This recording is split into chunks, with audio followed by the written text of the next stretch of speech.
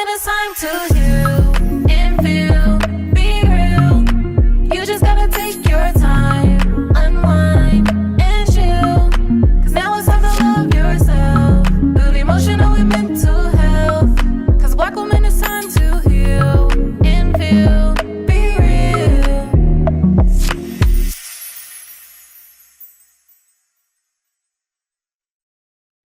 Hey y'all, we're back with another episode of Black Women Healing Podcast, and as usual, we have a special guest. Also, shout out to the podcast studio that we're in. We're gonna tag them and all that. They are absolutely amazing. So I'm gonna introduce our guest. As the founder and CEO of the Black marriage movement, Danai leads one of the most engaged communities on Black love worldwide. With the following of nearly 500,000 marriage-minded males and females, Danai has curated a one-of-a-kind space for listening, learning, laughing, and supporting love. Her platform was designed to give followers a safe space for open communication to help couples love one another better. As a relationship coach, she's the ultimate goal to share the hope and optimism of having self-love, being in love, building a healthy marriage, and creating the love of your dreams. Oh, I love that. After a decade of working in Hollywood as an entertainment journalist and TV/film producer, Danai pivoted to follow her true passion and heart's calling, teaching couples how to love one another. The Black marriage movement was born, an online platform centered around dating, relationships, marriage, coaching, and so much more. Danai graduated from Howard University with a bachelor's degree in communications. She also pursued her master's degree in marriage and family therapy from Pepperdine University. Come on. Danai coaches individuals and couples from around the world in all stages of relationships. Yes, I do.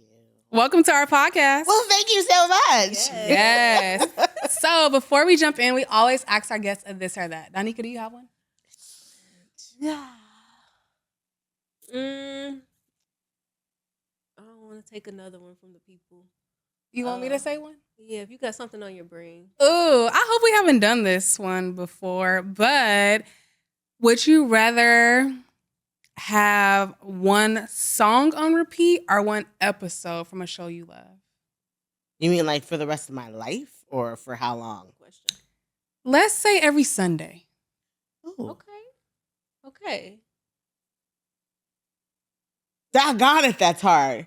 And the only reason it's hard is because I'm an artist and I'm a creative and I love, love, love music like you would not believe.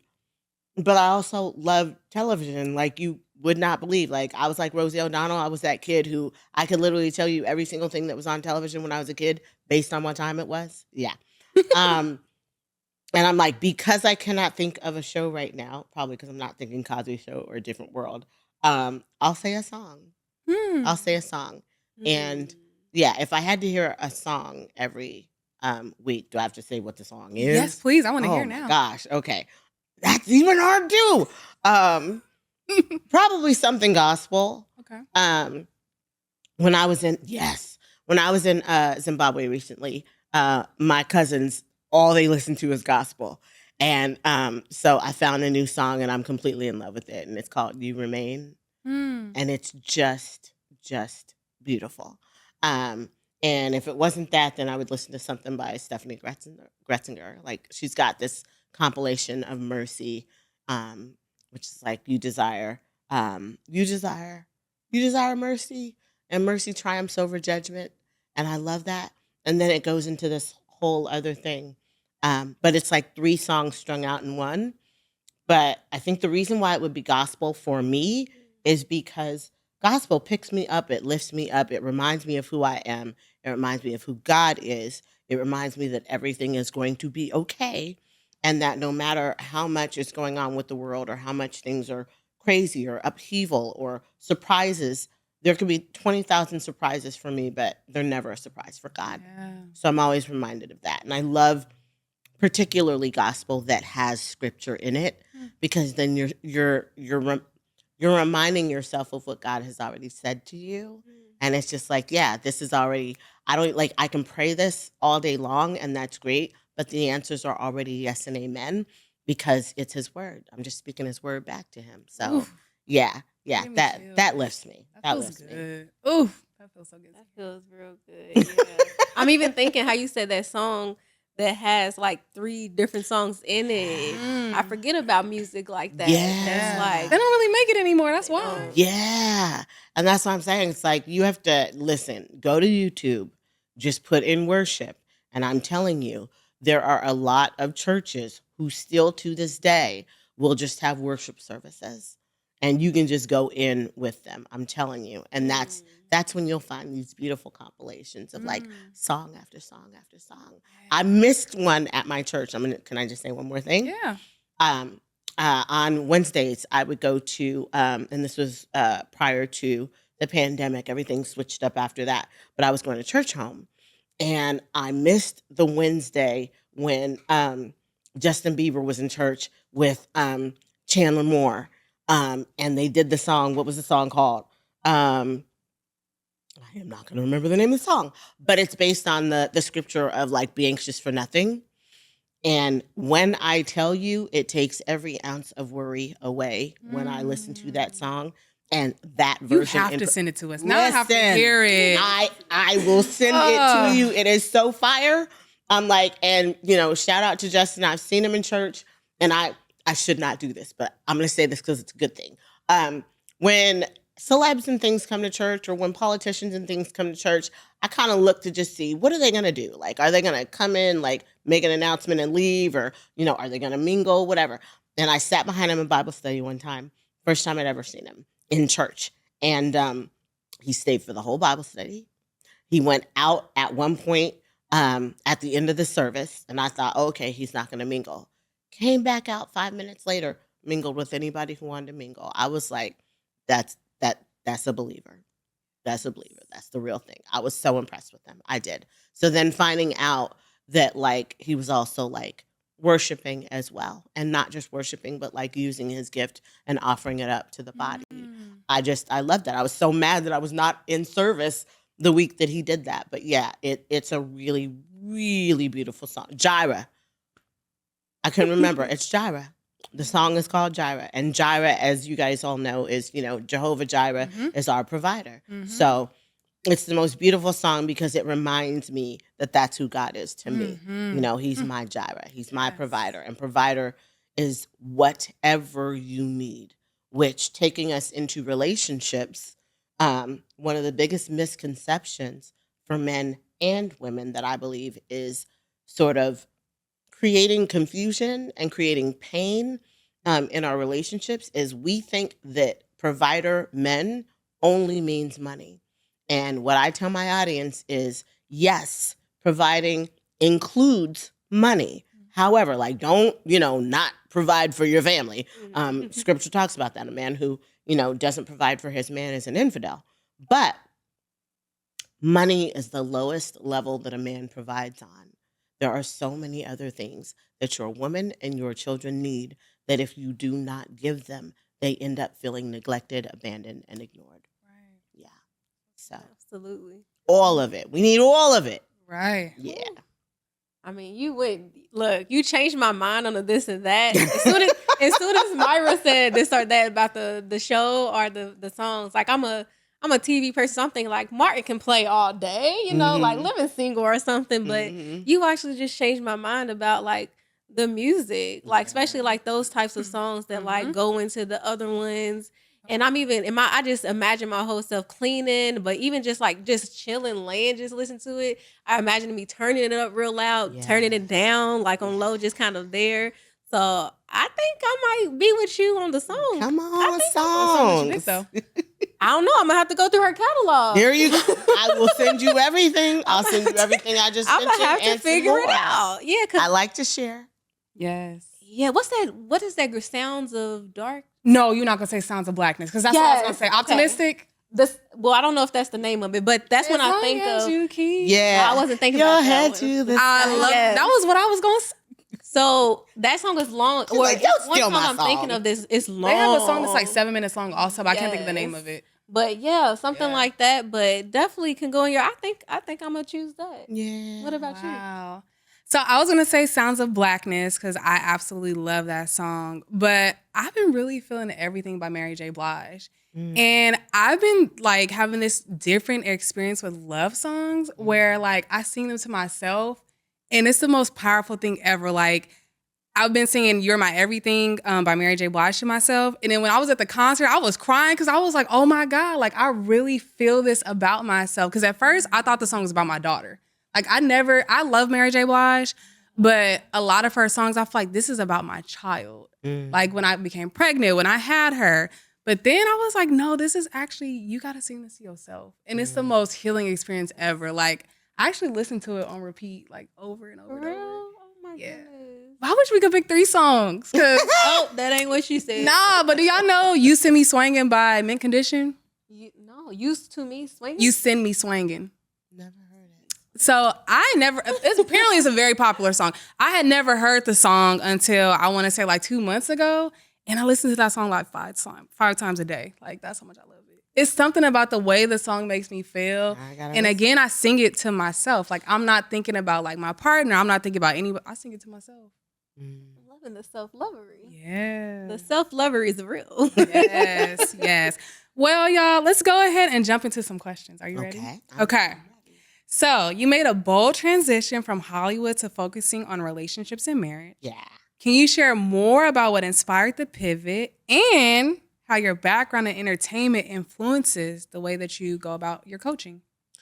So much. So kind of everything in my life makes sense, even though it doesn't make sense.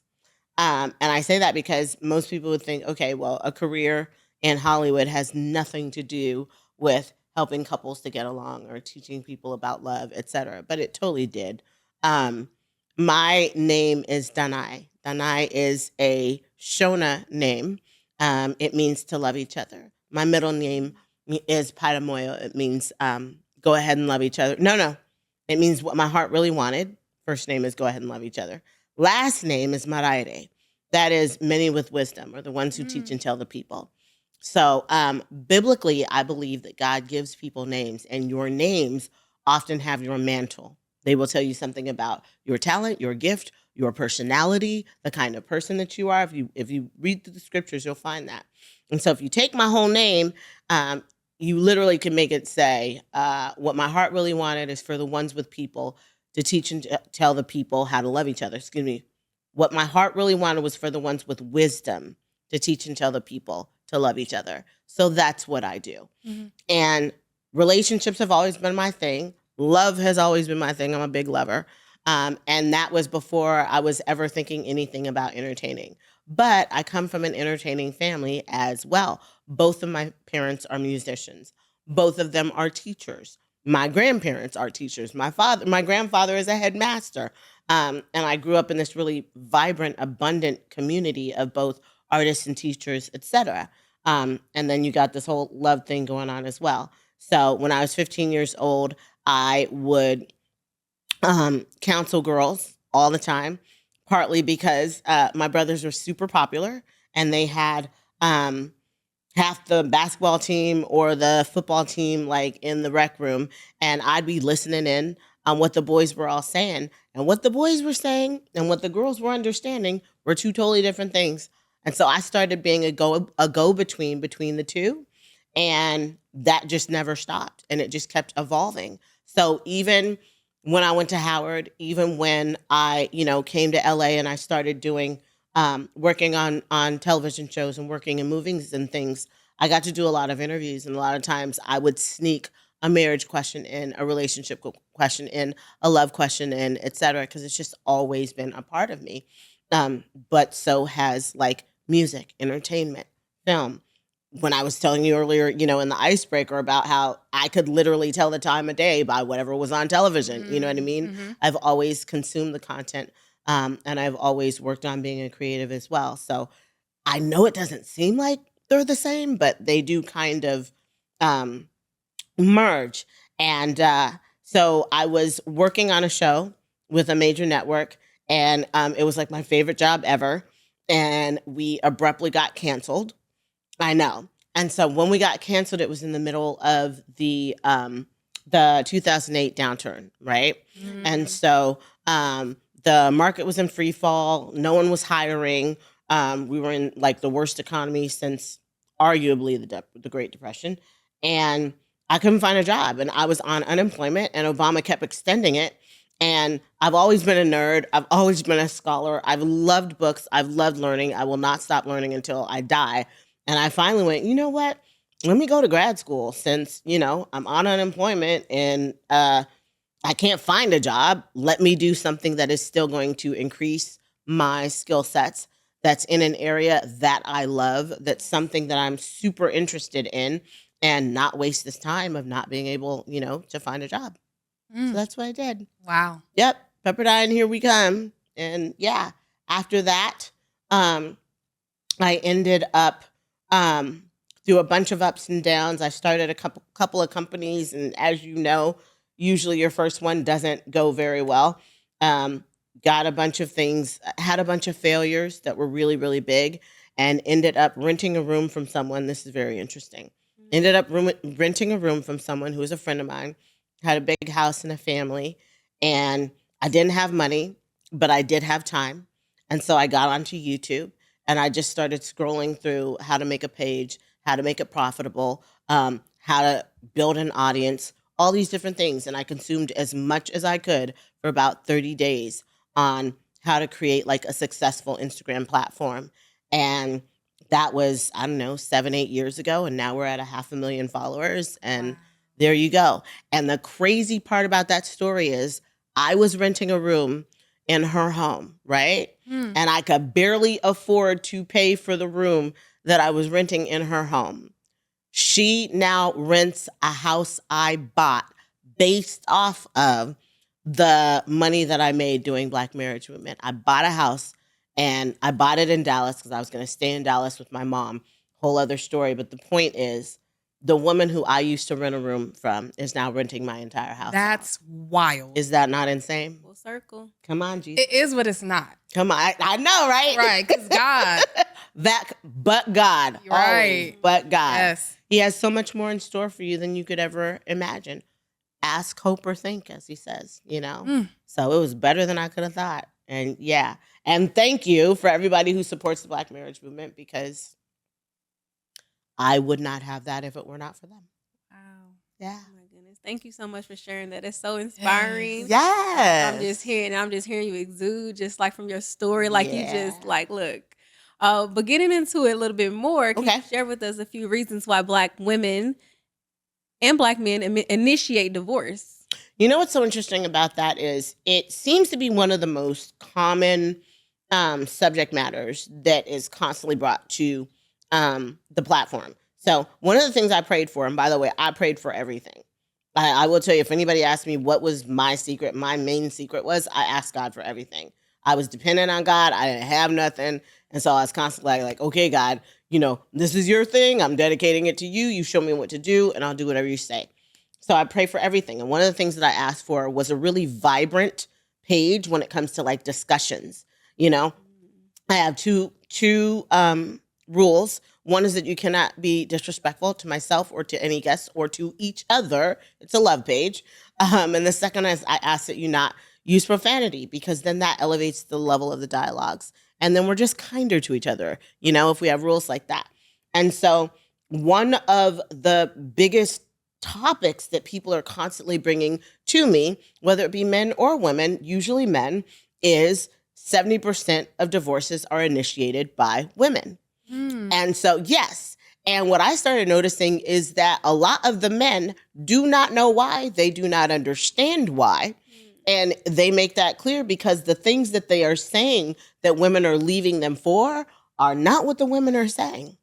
So at one point, I finally just decided to do it. And I've done it like 4 different times. I finally just posted and I said, all right, ladies, if you've left your husband, if your mom left your dad, if your best friend left her husband, whatever it is, but if you've walked like a bestie or a friend or a cousin, an auntie, whatever, through a divorce and the woman filed, tell me why the woman left. And every time we do this, we get no less than like 1,500 responses. And women will tell you their stories. And when you read these stories, what you find out is there is a disconnect between what men are understanding and what is actually happening with women. So the men seem to think that a lot of the reasons why women are leaving are superficial, that they are things that you could live with, that they are things that are not a big deal, that they're sort of being more emotional about the decision, and that's breaking a family apart. And so they're not understanding that there are situations that are being created that women are literally saying, I cannot live with this and be happy and have a fulfilled life. This is killing me. And what's so interesting about that is science is actually starting to back that up. There's a scientist named Gabor Mate who was talking a lot about how autoimmune diseases are being caused by women who are in very unhappy marriages and relationships. I know it's wonderful. I'm so fascinated by this stuff because I'm such a nerd, like I eat it up. But that women, they're finding a large percentage of autoimmune diseases that are occurring in women who are in really unhappy marriages or really unhappy relationships. And one of the keys to it is if she cannot talk to her husband. I don't know how many husbands I have who literally do not listen to their wives, but it is a lot. Many, many, many, many, many of them, when the wives are even talking in the comments, one of the things that you can notice if you listen with a keen ear is the men are dismissing it. They're gaslighting. They're giving excuses. They are telling them why, or they're attacking. They're being defensive. This is why you're single. You don't understand anything. Maybe if you did this, maybe if you did that, maybe if you listened Listen to what she is saying. And I don't say that because I am anti-male. I am actually pro-male, pro-female, pro-love. And the only way for us to make this work is if we actually listen to each other. So some of the reasons why women leave, when you read, you will be flabbergasted. You literally, whenever I read it, I'm like, I wouldn't have stayed either. Literally. So it's everything from physical abuse, financial abuse, abusing one of the children, cheating, long-term cheating, cheating while you're pregnant, having a child outside of the marriage that you didn't tell her about, still being in love with your ex, not saying it, not defending your wife when it comes to your friends, your family, especially your family, putting your mother above your wife. And there are a lot of men who are big on my mother will always be my number one. Then, sir, you need to marry your mother because scripture says leave and cleave. And if you don't understand that, you are not going to have a healthy marriage. And so there are all of these things, but there are a lot of extremes. You will not read through that and see things like, he didn't buy me a Coach bag, or he forgot to celebrate my birthday, or I don't know, Valentine's Day, or he didn't buy me the house in the country that I wanted. You're not going to see superficial reasons. You're going to see reasons where you're like, yeah, I understand, and I wouldn't want to be there either. So that's for the women. For the men, I started reading through their answers, and it was really, really fascinating. Men were really thoughtful, and I don't know, I have such a heart for them that I'm like, their hearts are so beautiful to me that like when I get to hear their thoughts and things, it just, I think oftentimes men don't communicate so much that when they do and when they're being sincere and being vulnerable and open, we really, really love that, right? So some men said that they did something for the woman to leave because they didn't want to, they didn't want to file. So because the man didn't want to file because he didn't want to be the bad guy and he didn't want to be a failure. And there's all this socialization for men around not being the person to file because he didn't want to be the person to leave his children, or he didn't want to be the person to leave his wife. And I'm saying this because that's what the men are telling me. So I'm not making this up. There were a lot of men who admitted to doing things to make her leave, but they were not going to file. Wow. Yeah, so they made her file. And there was even a guy when I was reading through this who was like, she did A, B, C, D, E, F, G, but I didn't file. And I'm like, but you can That's what see. they're holding on to. That's exactly it. It was like, I didn't file. So I just want to encourage the men. A divorce is a divorce. And whether you file or not, If you make her life a living hell so that she will file, you are still guilty of the same thing. The only difference is external, which means you're superficially motivated. Right. All you care about is your reputation. You don't care about the reality of what is actually happening in the marriage. And I'm not saying that to attack you. I never say that to attack, to put down, or to, put your face in it. I'm always saying it so you can learn something, so you can challenge yourself to self-reflect and do things in a better way, right? Some of their reasons were actually really well. There were several men who said that the woman really didn't want to be a wife. She wanted a wedding. And he didn't know that. Yeah. And so that's more of the fantasy, which is not fair. Someone gets married, he's ready to marry you, he's ready to build with you, and you're really just thinking about your dress and the cake and the party, right? And so that's where the woman would be more superficial. Again, not fair. This got me. One of the things that women do not understand about men is how much they need respect. How much they need respect. And so one man said his wife treated him, and he gave me all of these things that she did that were all completely disrespectful. And then he said, and at the end of it, she admitted after the divorce, because he said, I filed, and she admitted at the end of the divorce that she never knew that she had to respect her husband as a wife. And then his last thing was, and by the way, she was a Christian. What? Sorry, ladies, that's inexcusable. That's inexcusable. You can't. You cannot marry a man and not respect him. Yeah. Come on now. Psychology says it, therapy says it, Bible says it. There's no way to get around that. The number one need of a man from his woman is respect. The number one need of a woman from her man is cherishing and adoring. So if you want to know why people are divorcing, men divorce women when they feel disrespected. Women divorce men when they feel like they are not being cherished and adored. And can I give you just a little bit more on that, on what's happening with women? Because this is happening across the boards as Americans. It's happening with Black women, but not just Black women, as Americans. Meaning, I'm talking with divorce lawyers, judges, therapists, counselors, PhDs, also ministers. So anybody who's kind of in the entrails of marriage and dealing with what the issues are, what they are showing in terms of the number one reasons for divorce right now is, stick with me because you're not going to like it. Come on, tell us. I know. The reason why 70% of women are initiating relationships right now, or divorces right now, is because of the following. And if you're a man, I pray to God you listen to me and you do not feel attacked and you do not put your thing up and be defensive, because this will help you if you will listen to it. Men and women, everything has changed. Men and women are now, in most households, both people are working. We are going 50-50. Women do not feel loved when they are going 50-50. I just have to tell you the truth.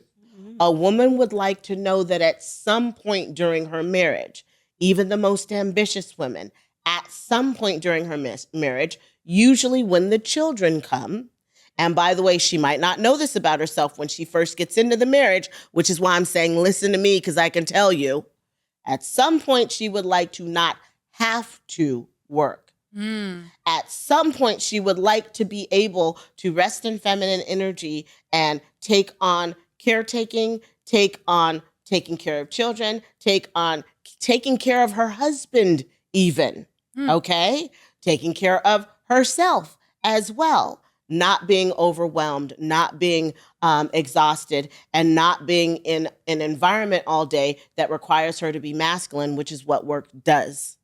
So in a home where a man is able to do that, number one, which means that you place a high priority on increasing your salary. You're not just because on one hand, racism is real, systemic racism is real, DEI is real, all of that is real. However, what is also real, and I've seen this as a coach, is there are also men who do very well and who can do better and who sit back in passive feminine energy and say, I'm not going to become my best. I'm not going to be more ambitious. I'm not going to go for that company or that raise or that promotion. I'm not going to do more because she needs to. And they do not understand how that makes a wife feel.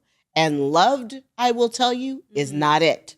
It's not it. So what you will find across the boards is that women are feeling like they are taking on 2 jobs and men are taking on 1 job. And this is the job of the sexual revolution. It's the job of feminism. It's the job of Title IX, everything. The reality is equality dulls romance. So do not think about equality in your relationship, particularly to the men, because the men tend to do this. Do not try to make your woman an equal. Romance is about one person pursuing another person. Do not hear that as chasing someone who's running away from you. That's not what I'm saying. One person is clearly pursuing another person. The masculine pursues the feminine. The feminine receives that pursuit and she also responds to it. She melts into it. She lets him know that she is interested as well. She laughs at his jokes. She's very respectful. She's kind. She's loving. She dresses up for the dates. She has respect for him. She has respect for herself. But she is also doing things to show that she is also interested in him. So I am not saying chase a girl who's not interested in you. That's not what I'm saying. I'm saying let her know very clearly by the way that you treat her that you love her. And one of the ways that you do that after you are married is if she works outside the home and you work outside the home, when she works inside of the home, you work inside of the home too. When you do not work inside of the home and she has 2 jobs and you have 1 job, that is the reason for the divorce. Women are feeling like married single moms. Women are feeling like they're taking on so much of every single thing in terms of the responsibilities inside of the home, and it's too much for them. It's just too much, and it's not fair. And they are starting to say, if I have to do everything by myself and I have a husband, I would rather actually do it by myself. You just Broke you it just down. broke it down like on a whole nother level. Yeah. Like I'm it's so saying. many points in that. Yeah. Oh, Yeah, I know. I'm like, I wish we had more time. I'm trying to like help you guys go through the thing, but I'm just, that is a huge, and that, I want to be clear, I'll say it again, is not just Black people. It is Black people. It is not just Black people. That is, if you go to anybody who is a professional who is working with couples who are uncoupling, you will hear that. White, Black, Asian, Mexican, you will hear that. Yes. Women are leaving because they feel exhausted. They feel unsupported. They feel like they don't have the help that they need in their homes. They feel like their husbands are not listening when they're saying, can you help me with this? Can you help me with that? And there's this term called, what's it called? It is where a man pretends to be helpless. And I'm trying to think of what it's called. I can't think of what it's called right now. Weaponized incompetence. Oh, okay. Yes. Weaponized incompetence. And so I am going to say this because, gentlemen, it is really, really important. If your way of dealing with your wife is, and this is very, very mature, and if you think you're getting away with this, you're not. Your way of dealing with her is you're going to intentionally do the dishes wrong so that she will do them again. You will intentionally do the laundry wrong so she will do them again. You will intentionally dress the children wrong so that she will take over. And you're thinking you're smart because what you're doing is going, what I'm going to do is I'm going to do it wrong, or I'm going to do it off. I'm going to do it the way she doesn't like me to do it. And then she'll yell at me. And then she's going to be so sick of me that she's just going to do it herself. What ends up happening is she is now taking on more of the load, but she does not feel helped. If she doesn't feel helped, she doesn't feel loving. If she doesn't feel loving, she doesn't admire and respect you. Number 1 need of a man in a relationship is respect. Her respect for you is going down. Right. So you think you're getting away with something when the reality is her respect for you is going down. Another side effect of her respect going down is that she's starting to step into her masculine, because what a woman will do is initially she will allow you to lead and she will ask you to lead and she will give you opportunities to lead. But if you don't step into that leadership role, she will then get it done. Now it's getting done, but there is resentment building. Now it's getting done, but she doesn't like you anymore. Now it's getting done, but she doesn't want to make love to you anymore. You want to know why you're not getting the sex you want when you want it? Because she's not getting the help that she needs when she needs it. And all of this starts with listening. Be very, very curious about what your wife is telling you. Do not get defensive. Do not gaslight. Do not dismiss her. Do not placate her. Listen to her and do what she asks you to do. And you can have a happy marriage. It could be that simple. Woo. Oh my goodness. I feel like this is really, the next question was talking about how we can be better as a community to support Black love, marriage, and romantic unions. You're already talking about how the people in the union can, right? Yeah. So, in thinking of community, like even us, like how So can we good. be better? So good. Okay. Stop telling people that love doesn't exist. Stop telling people that love is not real. Stop giving singles. Ooh, this is so good. And you know what? I'm going to go for our community. We do our community wrong. Man. We tell our marriage ready, but maybe not life ready youth. So I would say, high school through college, through graduate school, trade school, whatever. So let's say from like 20 to like 27. We don't tell any of those people to prepare for marriage. We don't tell any of those people to start dating for marriage. We don't tell any of those people to start getting their educations. And some of them we do. But I'm saying our focus as a community is not get your education, get out of your parents' house, become stable financially so that you can stay out of your parents' house. So if you need to stay in your parents' house for your education, that's fine because you're getting your education, right? We're going somewhere. So prepare yourself to be educated, to have job skills, to have trade skills, to be able to take care of a family. Prepare yourself to be able to take care of a husband. Use your nurturing skills. Use all of the skills that your parents are going to give you, your mothers are going to give you, your aunts, everybody. We do not tell our boys and our girls in those ages, in our 20s, prepare for marriage. What do we tell them? Party, it's too early. Oh, I know you think you love him now. That's just your first boyfriend. Let him go, go get a bunch more boyfriends or go get a bunch more girls. Oh, you got one girlfriend? Oh, that's not enough. Look at how we set people up for when they finally do find the love of their life. What have they done to prepare for it?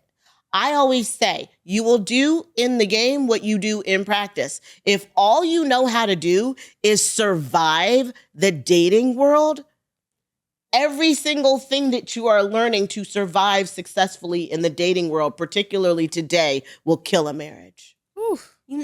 What is making me think about, though, is like a medium of it, right? Yeah. So when I think about that, that's like my grandparents, even my parents, it was like they were trained to be a wife, right? Exactly. To like that was all they had. So Exactly. then once it got to this generation and they seen how it has destroyed them in so many different ways, they're like, focus on yourself. Like you saying, go live your life. Don't worry about this because once you get here, you're going to be exhausted. Right. And so I think it's like a medium. We need both. We need to think about, like, you should be exploring yourself and you should be focused on that, but you also can be preparing for partnership and for union as well. I think it's a way to do both. Here's what I would say, because I agree with you, there's a way to do both.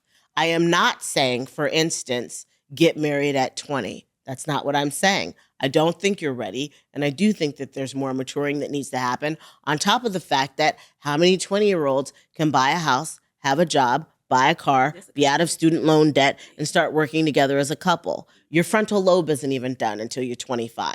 Okay? So let's just be honest about that. On top of that, I was one who wanted to get married when I was 17. I had a teacher who knew I wanted to get married. She got married at 17. It worked. It was great. Still, she was the first person to give me stats on why this was the worst idea for me to do, because she told me the truth about it. She was like, we were too young and you were too young too. And then she gave me why. And once I could see why, I had a total respect for it. Everything in the why was about the real preparation that we don't give our kids. Okay, I'm going to be a little bit vulgar here. You should not be having sex if you cannot pay for a wife and a baby. Now I'm talking to men. That's the reality. People are going to say I'm mean for that. But the reality is, do you understand where the poverty is happening? Do you understand where the food stamps is happening? Section 8 is happening, where dropping out of high school and college is happening. Do you understand why young people are fighting? I'll go you one better. U.S. News and World Report is going to tell you that people are fighting, that marriages are fighting and breaking up over money. Not my couples. I haven't had any couples breaking up over money. As I am in this moment thinking about it, do you know who's breaking up over money? 20 to 25-year-olds who have no business having sex, and then they have an oops, and now there's a baby. And are we prepared to take care of it, to have a house, to have a car, to feed the baby, to take care of daycare, to make sure that you're still going to school, make sure I'm still going? Are we done being kids? Because the reality is your education is still an extension of your childhood. Once you are done with your education, you can now go have a family. You can go take care of yourself. And if there is an oops at that point, it's not an emergency anymore. It's you know what? I chose you because I liked you. I didn't choose you because I was trying to get away from my dad. I didn't choose you because I was depressed. I didn't choose you because you were the only person that I could get. I chose you because I liked you. That's one of the things that happened when my teacher gave me that list, and 27 is when the divorce rate starts going down. Think about where you are at 27. You've already been through undergrad. You might have a graduate school degree. You might be a doctor. You might be a lawyer. By then, you've already got all of 27 years old. You know what I mean? You've got all of those things. So you've had your first apartment. You've had your first job. You know what I mean? You've had some experience away from your parents. You've taken on some responsibility. What we don't tell our kids is get the responsibility stuff done first, so that you can date. That's first of all. Secondly, date for marriage. I know that's going to be so controversial. Do you know how many broken hearts and oops babies with people that you don't even know, or scares, because we're not even talking about the babies that don't go into term because we're having all of these abortions, et cetera. Do you know how much is put on young people before they are equipped to deal with it? So I think when you say, you can do both, have life experiences. They don't have to include having a city girl summer. Like all you're doing is hurting yourself. You know what I mean? We were not created for that. We really, really weren't. And y'all can say whatever you want to. I'm the counselor, and I've been coaching girls since I was 15. And I told you that. So I know about a ton of girls who tried from 15 to 25 to do what all the hot girls were doing. They got their hearts broken. If we're going to tell the truth, they got their hearts broken. We are not made the same as men. And I could tell you why on that as well. Estrogen versus testosterone are completely different. Women bond via sex. Men do not bond via sex. It takes more than that. And that was one of the first things I found out when I was 15 years old, and I'm listening to all the boys and what they're saying. They're liking the sex. They're wanting the sex. The girls think they're in love. There's a total different chasm between that. Therefore, again, yes, women can have experiences. Go to Paris, get an internship, go to whatever field that you want to be in, and you don't have the money yet and you're 19 years old, and go do a free internship for 6 months. You know what I mean? Like I'm saying, there are things that you can do. Travel, pick up a skill set, do an apprenticeship. There are a lot of other things you can do other than having sex with a boy that you do not know if you are going to end up with for the rest of your life. And I say the same thing for the men. Having sex with a woman that you don't know if you're going to end up with for the rest of your life. And men tend to do it a little bit different. Men tend to be socialized, and this is not all of them, but they tend to be socialized to say, oh, well, I'm just having fun. Sex is fun. Sex for girls is not fun. Like I just said, we fall in love. So if the boys are having fun and they never had an intention to marry this person, and now there is a child here, this is part of how our families are being destroyed. So what can we do as a community to support this? Tell the kids to date for marriage. Tell them how incredible marriage is. Teach them that dating actually is something you do for marriage. And here's what I mean. Americans do this wrong. Other cultures get this right. We give all the best of ourselves while we're dating. And then we get married at 30, 35 and go, Yes. And we're like, and you took everybody else on trips and did celebrations and you did the balloons and you did the flowers and you did all the fancies and everything. Horse carriage rides through the parks, right? And that's not your partner, but that's who you wanted to impress. Then you get married and you go, and the person goes, do you love me? And they're like, I married you, didn't I? And you're like, I don't have to do anything anymore. That's not what you do. You date your wife. You date your husband. You save those amazing experiences, those trips to Paris, those, all of the rose petals and the balloons and the chocolate covered strawberries. That is for the person you're going to spend the rest of your life with. So I would say that. And then the last thing I'll say is just as a community, we need to start encouraging young people to think about marriage and not to think about single parenthood. We do need to ostracize it again. It's not ostracized. And I don't mean shame people for feeling bad. I do mean do not exalt it as a goal. Yes. That's all I'm saying. You do need a man. You do need a woman to have a child. Children do better when they are coming from, a two-parent home. And everybody does better. You do better. I do better. It shouldn't be a struggle. We do better at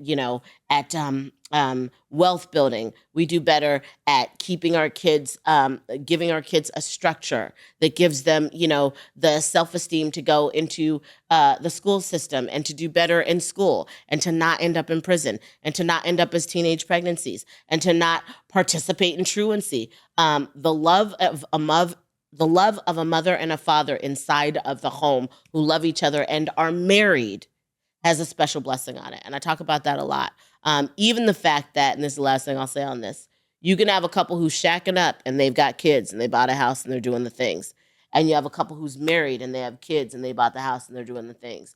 This couple will always make more money than this couple. There is a blessing on marriage and a multiplication in marriage that doesn't happen when you're shacking. And I think part of the reason for that is if you have my child and we're sharing a bed and a house and you have not married me and my kid is 3, 4, 5 years old, you have not committed to me. If you have not committed to me, I have not committed to you fully either. I want to, but I'm not committed to you because something about you does not trust me. So why would I give 100% of my resources, my money, and my value to you and to this? I wouldn't. I would always have a backup plan, whether I told you that or not. Ooh. Okay. Married people are committed. Mike is dropped, y'all. They're committed. There's no backup plan. And it doesn't mean that marriages don't divorce. It means the attitude of the people is, I don't have a backup plan, so we got to figure this out. That's where the wealth comes from. You hear this, Dad? I mean, I had to shout him out because literally everything you're saying is why my stepmom left him. So you can listen to this episode and learn some things. She literally said, like, you are just my roommate. We don't travel. We don't go on vacation. We do nothing together. I am trying to get this degree to pursue my dreams, and you're just filling up my schedule with more things to do. And it's inconsiderate. And she asked him, can we go to therapy? He agreed, didn't show up. Yes. She was like, I'll give you one more chance. He didn't do it. And so that's why she had to leave him. I wish that I could say that's the first time, the second time, the third time only that I've heard that story. And that is what makes me sad because that is totally avoidable. Yeah. All he would have to do is listen, become incredibly curious, pay attention to what she's really saying, and then do what she's asking him to do. But this is also why, just in case anybody wants to put this on me, listen to Dr. John Gottman, who is the therapist of all therapists. Google him, look him up, and he will tell you when marriages fail, when relationships fail, 9 times out of 10, it is on the man, not the woman. And that is not because he is attacking you, men. Please just hear what I'm saying because I don't want you to get divorced. What he's saying is the things that the man does matter more than what the woman is doing, because 9 times out of 10,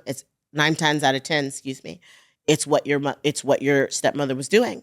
So she is doing all the things to try to make this thing work, right? Mm-hmm. He is resisting doing all of the things that she is asking him to do to make it work.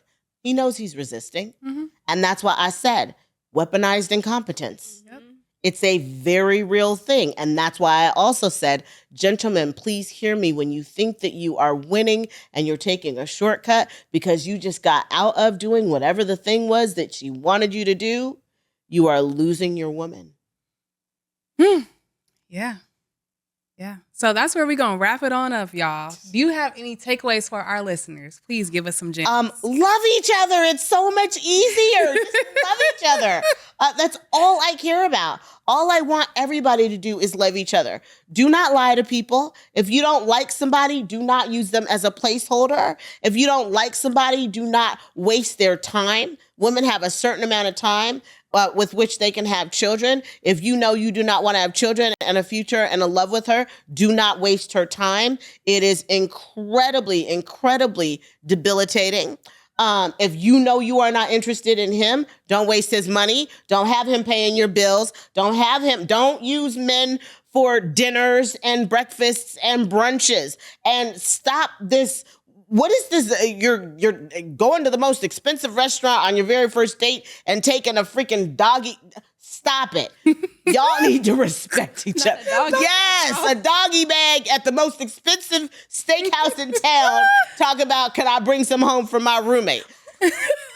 Love is not hard. Respect is not hard. We need to go back to what our mothers taught us when we were 5 years old and they were sending us off into the world, into kindergarten. In fact, there's a poem, and I used to have it as a poster, and I gave it to my science teacher when I was in high school, but it's called Everything I Ever Needed to Know About Life. I learned in kindergarten. And one of the things on there is literally when you hurt somebody, you apologize. You don't intentionally hurt people and you treat people the way that you want to be treated. Right. These things are not trigonometry. You need to go back to them and you need to stop playing games and you need to stop seeing people as resources to get what you want. And if you do not have a servant's heart, do not get married. Stop playing with people. Y'all are playing with people. Don't do it. Ooh. Just love each other. If you're not going to love each other, this is what I want to leave you with. If your agenda and your objective when you get with a person is not to love them, leave them alone. Leave them alone. Give them the opportunity to have somebody who actually cares about them. Yes. Yes. That's it. Well, y'all, that's it for this week's episode of Black Women Healing Podcast. Thank you for tuning in. We will be dropping episodes every Monday. Sorry, I had a glitch in my brain. See y'all then.